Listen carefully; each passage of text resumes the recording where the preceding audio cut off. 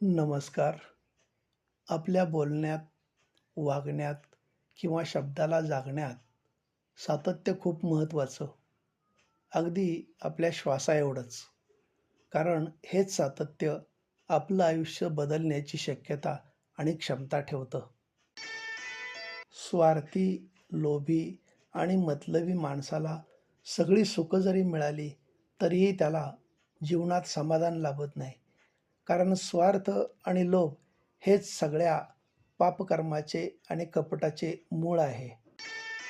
लांबचं तसंच जवळचंही स्पष्ट दिसण्यासाठी कॅमेऱ्यासोबत लेन्स असणं महत्त्वाचं आहे. तसंच सर्व गोष्टी व्यवस्थित समजण्यासाठी माणसाकडं सेन्स असणं गरजेचं असतं. संपत्ती आणि सौंदर्य पाहून विचलित होतं ते मन. कर्माची जात न बघता पदरात पडते ते नशीब. वेळ टळून गेल्यावर शेवटच्या क्षणी जिंकतं ते सत्य.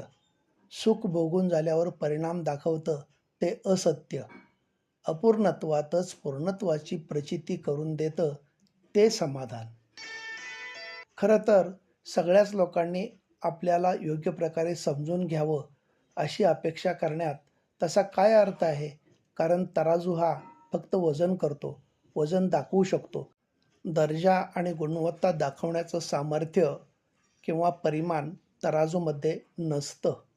धन्यवाद.